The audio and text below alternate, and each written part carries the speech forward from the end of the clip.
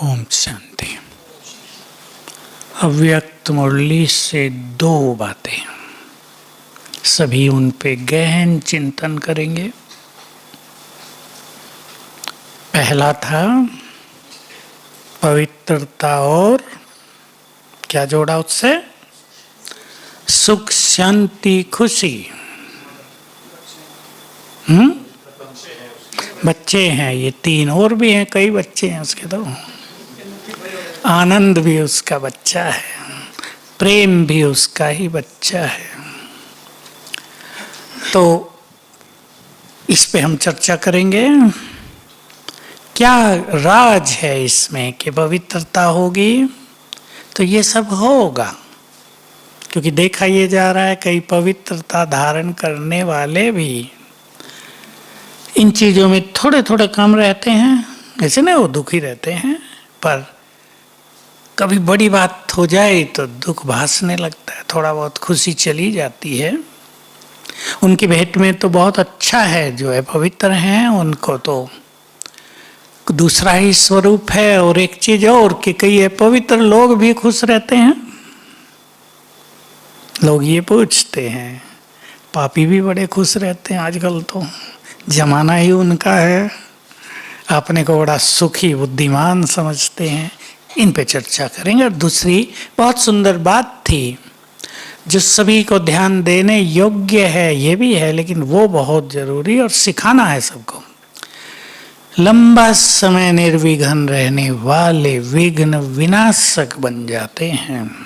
विघ्न विनाशक का अर्थ है दूसरों के विघ्नों को नष्ट करने वाले, और निर्विघ्न का अर्थ है, बोलो, स्वयं का जीवन विघ्नों से मुक्त रहे। तो हम चर्चा ये करना चाहते हैं, हम अपना जीवन किस ढंग से जिएं जो विघ्न हो ही नहीं। क्योंकि कुछ चीजें ऐसी हैं कि विघ्न हैं, लेकिन दूसरी चीज ये है कि विघ्न बहुत छोटे हैं, आभास बहुत बड़ा है। किनको होता है ये? विघ्न छोटे हैं, भासना बड़ी है, आभास बड़ा हो रहा है। कहेंगे बहुत विघ्न जीवन में, बाबा कुछ करो। किनको होता है ये? और बोलो बोलो, और सोचो। सिंपल बात, जो छोटी बातों में परेशान होते हैं, छोटी बात को बड़ा समझ लेते हैं। मैंने पीछे एक उदाहरण दिया था ना किसी का, तो उसके घर में नौकरानी के भाई को बुखार हो गया था, नजदीक की बात है। तो घबरा ये गई, वो नौकरानी नहीं घबरा रही थी, उसके पास भी नहीं था भाई, वो दूर रहता है अपने घर। अब ये माता जो है घबरा गई। मैंने कहा तुम्हें क्या परेशानी हुई? बुखार उसको है, मुझे डर लग रहा है बहुत। तो देखो समस्या है नहीं, समस्या बना दी गई है। ऐसी भी बहुत सारी स्थितियां हैं लोगों के पास। भय, चिंता करने की आदत, परेशान होने का संस्कार, छोटी छोटी बातों में घबराने की बात, ये सब भी मनुष्य को ऐसा आभास देते हैं कि बहुत विघ्न है। आजकल तो समय ही दूसरा आ गया है, तो डर ज्यादा हो गया है, बीमारियों का भी, मानसिक रोग भी बढ़ रहे हैं, वो ज्यादा खतरनाक हैं थोड़े। हम सब तो उससे सेफ हैं बाबा के पास, क्योंकि रोज हमें सुंदर चिंतन मिल रहा है।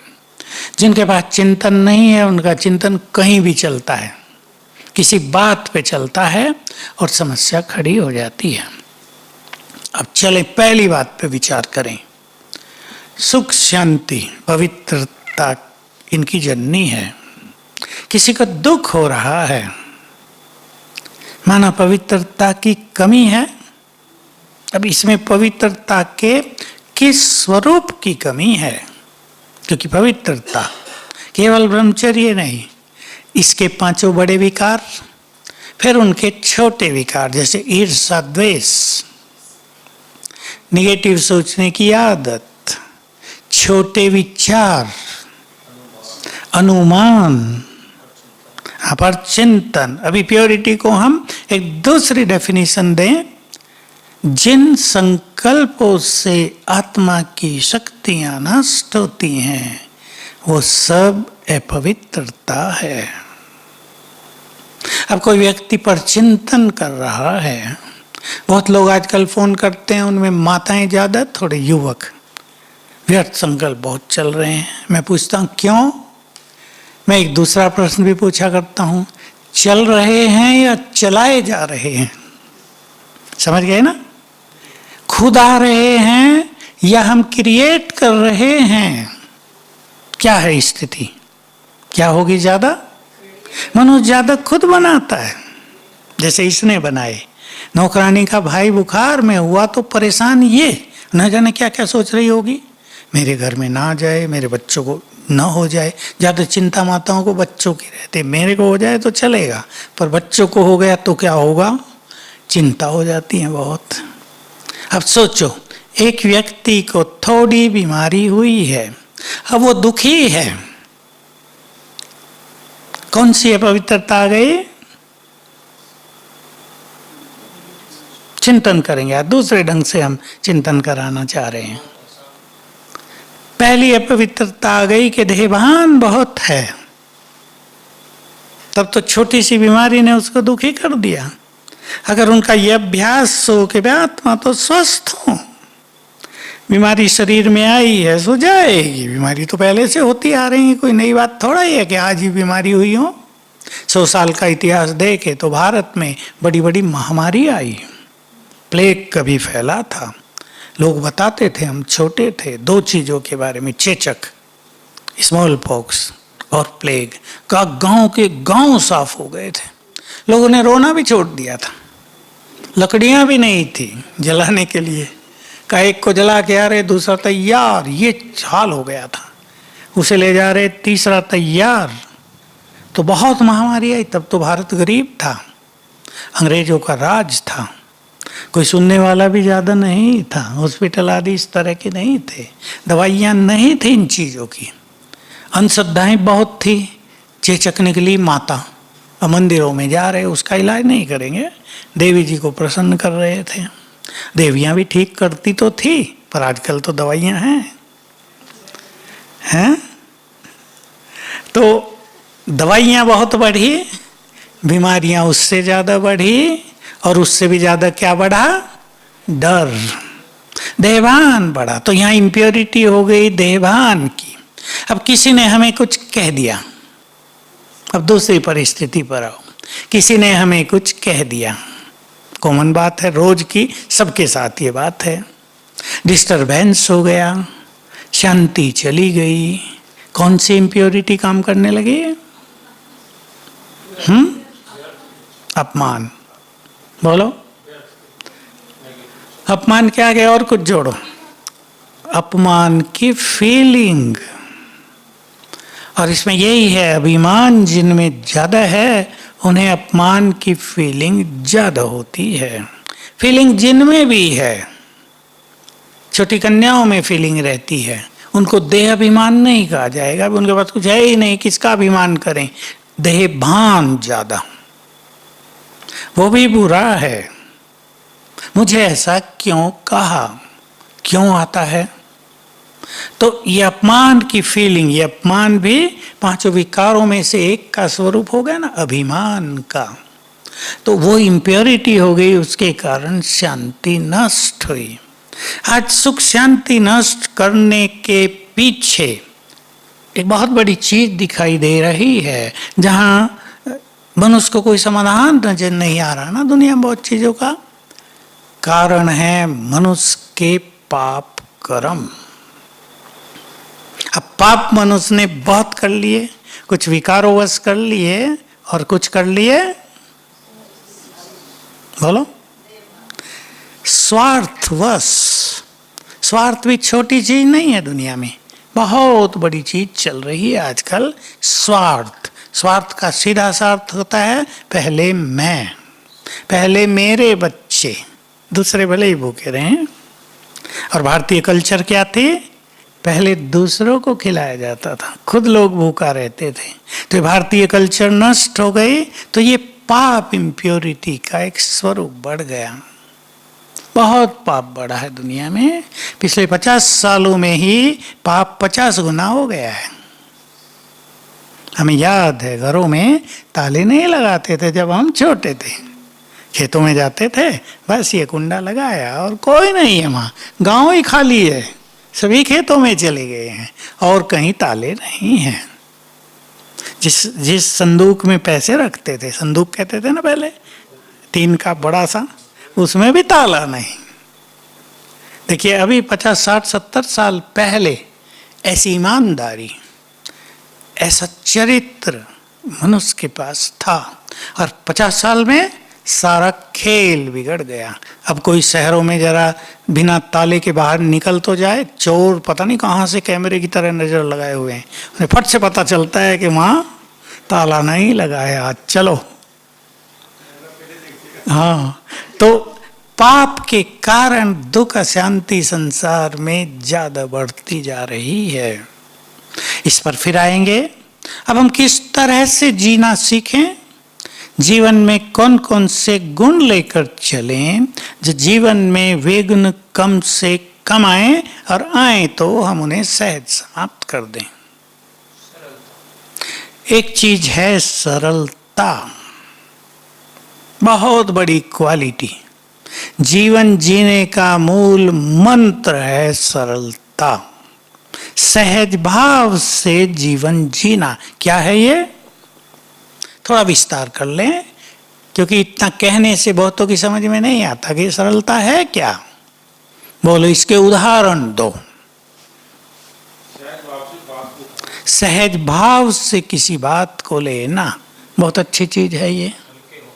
हल्के होकर चलना। पहला हम उदाहरण लेते हैं भोजन का। भोजन आप लास्ट में गए हैं, मान लो आपको चावल खाने का ही है, आपका बचपन से खाया आपने, आज चावल खत्म हो गया है। अब जो सरल चित्त होगा वो क्या सोचेगा? बोलो, क्या सोचेगा अनिल? हैं? कल खा लेंगे?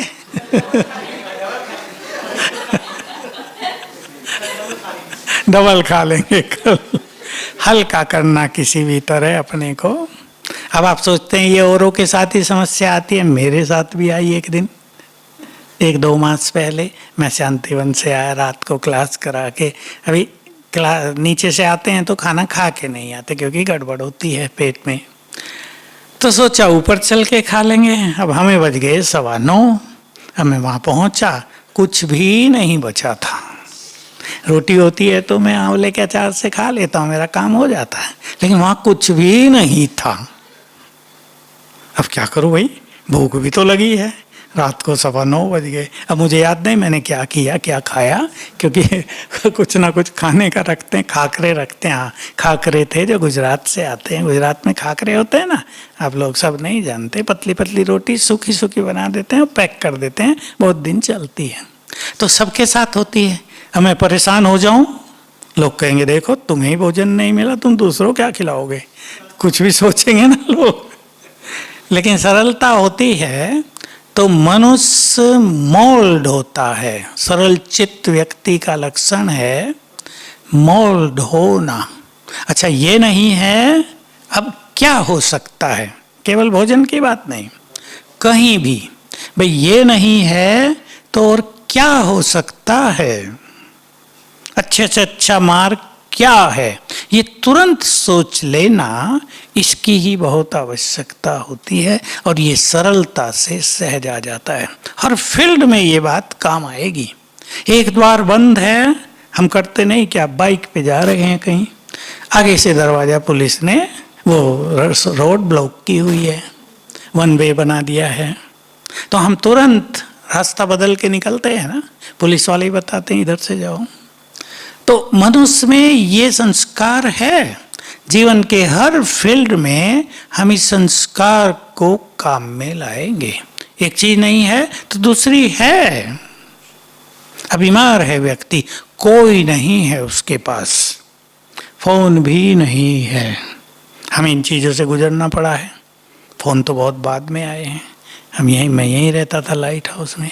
एक दिन रात को 12 बजे और तेज बुखार हो गया, आँख खुली बहुत तेज। डॉक्टर बनारसी मेरे साथ ही सोता था। मैं सोचा 12 बजे इसको जगाऊं। मैंने उसका डब्बा खोला दवाइयों का, मैं भी थोड़ा बहुत जानता था। दवाई खाई, 2 घंटे में मैं थोड़ा सा ठीक लगा मुझे। मैंने उसको जगाया, बुखार है। तब मुझे ठीक लग रहा था कि मैं बेड से उठ सकता हूँ। नापा उसने तो 105 था, ठीक होने के बाद 105। मैं सोचा तो 12 बजे कितना रहा होगा, अब क्या करें। तब कोई पालनपुर तो नहीं जाता था, ना हॉस्पिटल था, ना दवाइयाँ होती थी। वो एक डब्बा ही था बनारसी भाई के पास, उसमें अल्ट्राजीन पता नहीं क्या होती थी वो मैंने कहा अल्ट्राजीन नहीं, कुछ और थी, वो खाई। अभी क्या करें, कोई नहीं हो, फोन नहीं हो, तो क्या किया मैंने, अव्यक्त बाबा आए हुए थे उस दिन, चिम्मन भाई को भेजा, बैठा तो नहीं, चिम्मन को बुलाया मैंने, बनारसी भाई चिम्मन को बुला के लाया। मैंने कहा चिम्मन भाई बाबा आए हुए हैं, तुम जाओ जरा और कहो कि मुझे तेज बुखार हो गया है। बाबा से ऐसे घनिष्ठता होती थी ना उन दिनों। ये ओम शांति, ये शांतिवन वाले बाबा नहीं, वो हमारे यहाँ के बाबा थे, हम अच्छी तरह मिलते थे। अब चिम्मन बेचारा जिन कपड़ों में उठ के आया था सीधा स्टेज पर, उसको किसी ने नहीं रोका। एक ग्रुप मिलके गया था और बाबा रिलैक्स हुए और उसको किसी ने नहीं पूछा तुम क्यों आए हो, क्या बात है। और उसने बताया बाबा को कि ऐसे ऐसे बुखार तेज है। बाबा के पास एक आधा संतरा रखा था वहाँ, बाबा ने उसे दृष्टि देकर दे दिया। मैंने खा लिया। वो आते बाबा ने भेजा है, संतरा ही दवाई है बुखार की। डॉक्टर से थोड़ा पूछना कि संतरा खाना है या नहीं खाना है, तो भगवान ने भेज दिया। और सवेरे तक मेरा बुखार काफ़ी अच्छा हो गया, 102 पर आ गया, लेकिन बॉडी एकदम ऐसा हो गया था डेड। दादी ने मुन्नी बहन को भेजा, भाई पता चला जाओ देख के आओ क्या है। उन दिनों तो फ्रूट भी नहीं होते थे कि हम फ्रूट खाएंगे, ये सब नहीं था यज्ञ में। तो हमें अपना मार्ग ढूंढ लेना चाहिए हमेशा। हम परेशान हो जाएं, काम चलेगा। आज ही नीचे हुआ एक केस, एक भाई है, आप तो उसको नहीं जानते, भोपाल भाई के साथ है, बेचारे को सांस भारी होने लगा, यही जो आजकल चल रहा वायरस का। अभी डॉक्टर बनारसी भाई वहीं अहमदाबाद में फ़ोन किए, हर हॉस्पिटल में कहा कहीं भी एक भी बेड खाली नहीं है। फिर पता नहीं कहाँ एक छोटे से हॉस्पिटल में उसने कहा भेज दो, हम कुछ भी करेंगे। भेजा है उसको। मुझे भी किसी को भेजवाना था किसी काम के लिए, मैंने फ़ोन किया था नीचे से ही, कहा भाई 2 मास ठहर जाओ अहमदाबाद में, कहीं कोई जगह नहीं है डॉक्टरों के पास, उसको हर्निया का ऑपरेशन कराना। मैंने बात की भाई उसको भेज दो। कहा हर्निया कोई ऐसी भारी चीज़ नहीं होती, दवाई तो चलता रहेगा, 2 मास के बाद कराएंगे, कुछ ठीक हो जाए। और मान लो 2 मास के बाद और बढ़ गया, चाइना तो लगा हुआ है ना, चाइना का ये जैविक युद्ध है, लोग इसको समझ नहीं पा रहे।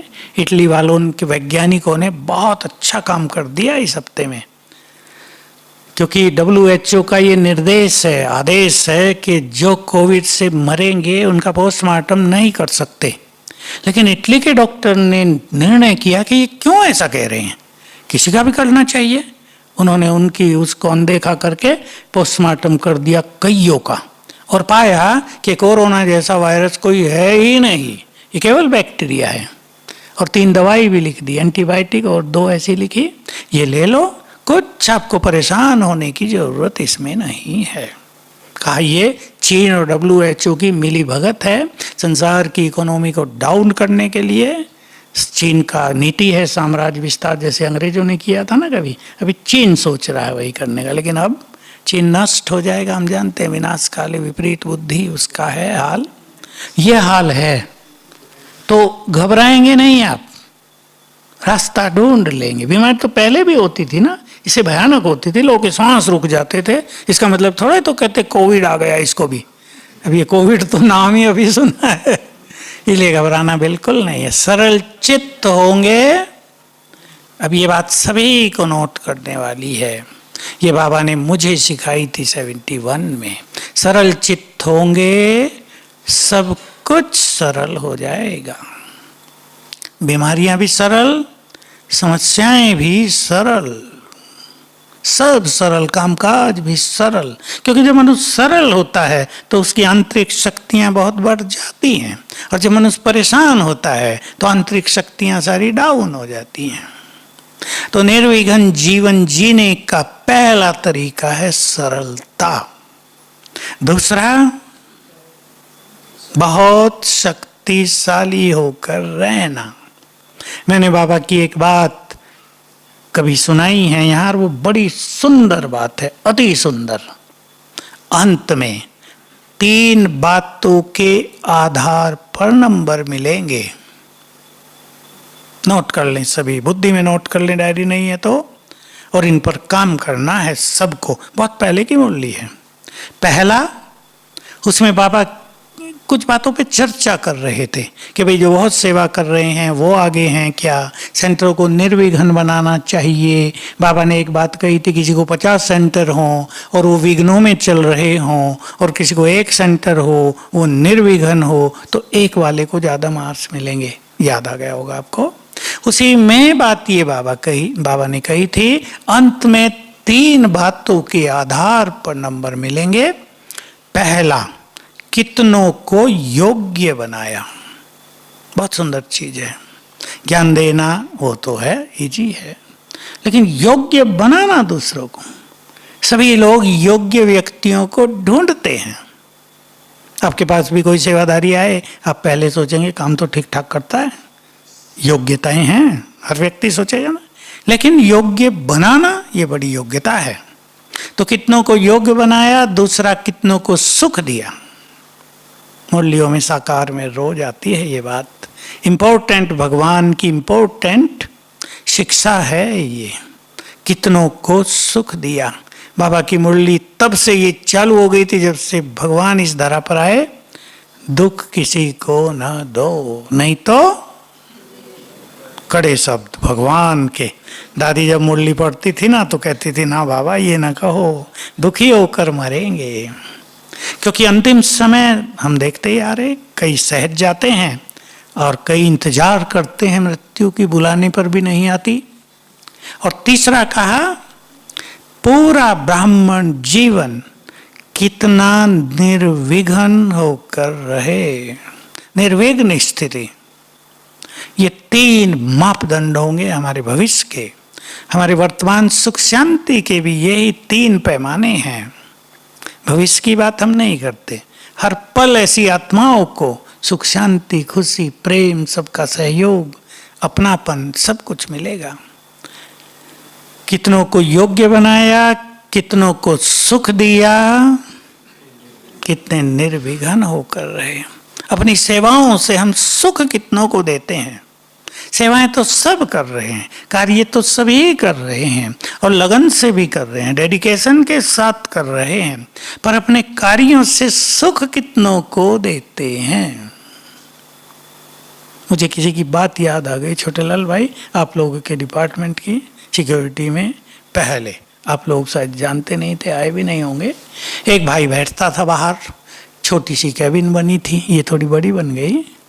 अब उसकी ड्यूटी सिक्योरिटी की थी, गेट पर बैठना, लेकिन उससे लोग तंग हो गए थे। बाहर के आने वाले भी तंग हो गए उसके। एक व्यक्ति ने तो मधुवन में ना आने की प्रतिज्ञा कर ली और वो आया नहीं जीवन भर। ब्राह्मण, उसके बच्चे नीचे रहते हैं, 3 कुमार। मैं उनसे पूछता था, आपके पिताजी एक ही बार मिले थे, आते नहीं? कि भाई इसने ऐसा कर दिया, उनसे दुर्व्यवहार किया, उन्होंने संकल्प किया मैं यहाँ कभी नहीं आऊँगा। तो देखो, उसकी ड्यूटी केवल वहाँ रहने की, तब तो लोग भी नहीं आते थे इतने, लेकिन जो आए वो उससे दुर्व्यवहार करे तो सुख तो नहीं दिया ना। तो हमें देखना है अपने को, सुख देंगे तो सुखी रहेंगे, यही कर्मों का सिद्धांत है। अगर हम अपनी सेवाओं से, अपनी बुद्धि से, अपने अधिकारों से, अपनी अथॉरिटी से दूसरों को सुख न दे पाए तो ये ज्ञानी आत्मा के लक्षण नहीं है। देखो, कईयों के व्यवहार से, कई बाबा के आने वाले बच्चे, आप समझ ही गए होंगे मैं क्या कह रहा हूं, दूर चले जाते हैं। वो अपनी अथॉरिटी का मिसयूज कर लेती हैं निमित्त आत्माएं। मधुबन नहीं आने देंगी। अब मधुबन में नियम है, चिट्ठी चाहिए, चाहे वो किसी की भी हो, चिड़िया की ले आओ, लिखा गया चिट्ठी चाहिए तुम्हें। अब वो ये तो नहीं पूछेंगे ये व्यक्ति योग्य है, इसको कोई चिड़िया चिट्ठी दे नहीं रही है, क्या करें, किसी चिड़े के ही ले आओ। लेकिन ये सब नहीं होता। तो अथॉरिटी का मिसयूज कष्ट देता है। मैं देखता हूँ, साक्षी हो क्या, बहुत लोगों को कष्ट मिल रहा है, आने वाले समय में मिलेगा भी, ऐसा दिखाई दे रहा है, क्योंकि सुख नहीं दिया। जरा सी सत्ता मिल गई, क्या समझने लगे? चूहे का उदाहरण दो। चूहे को मिली हल्दी की गांठ, पंसारी तो बनना ठीक है, लेकिन मेरी दुकान में कोई ना आना, ये भी कर दिया कानून पास। तो ये बहुत बड़ी कमजोरी है मनुष्य की, उसको सत्ता मिले। राजाओं के लिए भी ये सिद्धांत थे, राजा माना जो प्रजा के लिए हो। राजा वो नहीं कि सत्ता मिल गई। मैं एक राजा की कहानी सुनता हूँ यहाँ गुजरात का। गुजरात को अंग्रेजों ने छोटे छोटे राज्यों में बांट दिया था। पता, जब भारत स्वतंत्र हुआ गुजरात में 700 राजा थे। 700 नहीं, जिले कहाँ 700 हैं, थोड़े थोड़े। तो एक राजा को 24 गांव थे, वो थोड़ा महाराजा था। 24 गांव का तो महाराजा हो गया ना। तो उसकी कहानी है कि वो एक एक के घर जाता था, लोगों के सुख सुविधाओं का ध्यान देता था। कहा वो इतना लोकप्रिय हुआ है, उसने अपने लिए कुछ इकट्ठा नहीं किया, अपना महल नहीं बनाया, किसानों के पास जाता था, तुम्हें क्या दिक्कत है मुझे बताओ। ये है सच्चे राजाओं के गुण। हम में भी जिसके पास ये गुण है वो राजा बनेंगे, और जो यहीं राजा बन गए हैं उनको वहां राज नहीं मिलेगा। समझ गए ना? मैं ज्यादा नहीं बोलूंगा, नहीं तो आप नाराज हो जाएंगे। तो हमें सहज जीवन जीना है, शक्तिशाली जीवन जीना है। शक्तिशाली आत्मा के सामने विघ्न नहीं। गीत है ना, ये मत कहो खुदा से। खुदा तो बड़ा है ही, पर हम भी तो बड़े हैं। हम ये कह के खुश रहे हैं खुद मेरा खुदा बड़ा है, खुदा कहेगा मेरे बच्चे भी बड़े हैं। ये भी तो समझ लो, हम भी शक्तिशाली हैं। तो उसके भरोसे भी हमें जीना, लेकिन केवल उसके भरोसे नहीं जीना, अपनी शक्तियों को भी यूज करना है। जो केवल भगवान भरोसे जीता है और खुद कुछ ना करे तो काम नहीं चलेगा। इंग्लिश में कहावत है बहुत अच्छी, भगवान उनको मदद करता है जो स्वयं को स्वयं मदद करते हैं। God helps those God help them those who help themself, कुछ ऐसा है। तो ये सिद्धांत है, भगवान भी उनको मदद करता है जो स्वयं हिम्मत रखते हैं। बाबा के शब्द, जो स्वयं कदम बढ़ाते हैं। तो हमें विघ्नों से घबराना नहीं, निर्विघ्न जीवन जीना सीखना है। जो भी बातें आए सहज भाव से, शक्तिशाली स्वरूप से उन्हें पार करते चलना है। तो ऐसी आदत पड़ जाएगी कि विघ्न लगेंगे नहीं। बाकी आप सोचना, हमारा कौन सा चिंतन, कौन सा हमारा व्यवहार, कौन सा हमारा संस्कार हमारे जीवन को निर्विघ्न नहीं बनने देता। अब एक व्यक्ति एक कमरे में रहते हैं, बहुत सारे उदाहरण दिए जा सकते हैं। 2 व्यक्ति एक कमरे में हैं, दोनों में खिटपिट है, तो सवेरे उठ के योग लगेगा या दूसरे का मुंह देखते भगवान का मुंह देखना भूल ही जाएंगे? यही होगा ना। मेरे पास तो ऐसी कहानियां आती हैं, क्या करें भाई, 2 ही हैं हम, दोनों की नहीं बनती। तो हमें चेक करना है मेरा कौन सा संस्कार मेरे जीवन में और दूसरों के जीवन में विघ्न डालता है। देखो, उनकी एक ही समस्या थी, जिनकी एक कहानी आई थी ना। एक बहन उठती है 3 बजे, उसको योग का शौक बहुत, दूसरी को नहीं है। अब वो उससे दुखी होती है, ये उठती है मेरी नींद खराब करती है। अब उसने कहा मैं तो बिना लाइट के बाथरूम में मुंह धोआती हूँ, लाइट भी नहीं जलाती, इतने धीमे से उठती हूं कि पता ही ना चले, फिर भी वो उसकी शिकायत करती है। तो उसने कहा भाई मेरा कमरा अलग कर दो। फिर समझौता कराया बड़ों ने किस तरह। तो देखिए ये संस्कार है ना छोटा सा। ऐसा भी तो हो सकता है एक व्यक्ति 1 बजे उठा, उसे वॉशरूम जाना है, जाना पड़ता है। अब दूसरे व्यक्ति की आंख खुल गई तो वो उसे लड़ना शुरू कर देगा क्या, क्यों उठे 1 बजे। अबे उठ गए फिर सो जाओ, वो भी तो सो जाएगा, आके तुम भी सो जाओ। सरल चित्त होंगे तो सो जाएंगे और सोचते रहेंगे ये रोज 1 बजे उठता है, मुझे तंग करता है, शायद इसीलिए उठता है मुझे तंग करने के लिए, मैं भी बदला लूंगा, इससे तो नींद आएगी नहीं, सोच सोच के परेशान ही रहेंगे।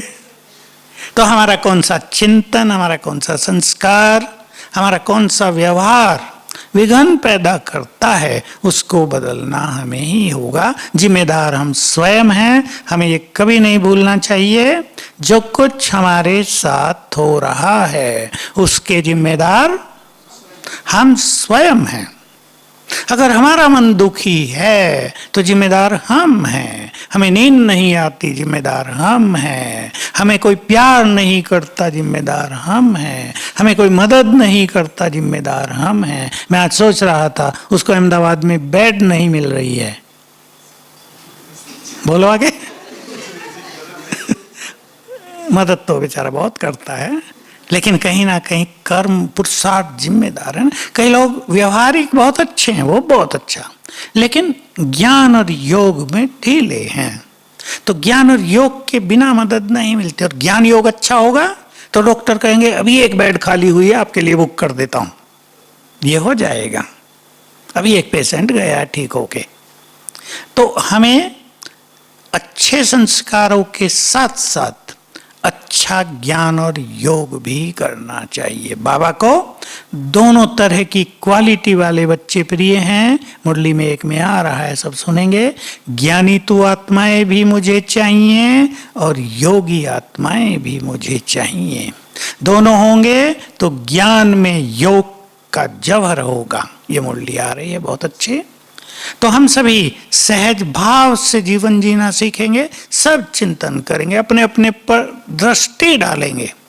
हमारे परिवार में कुछ हो रहा है, बच्चों को कुछ हो रहा है, एक बड़ी समस्या आजकल। हम क्या अच्छे से अच्छा करें? क्या चिंता करने से समस्या सुधर जाएगी? क्या कहेंगे? चिंता करने से हमारे निगेटिव वाइब्रेशंस फैलेंगे। सभी माताओं को खास मैं ये कहना चाहता हूं, आप अपने घर के वाइब्रेशंस को जितना पावरफुल और अच्छा बना देंगे, आपके घर में कोई समस्या नहीं आएगी। सभी माताओं को ध्यान देना है। लेकिन अगर माताएं परेशान हो गई तो वाइब्रेशंस कैसे हो जाएंगे?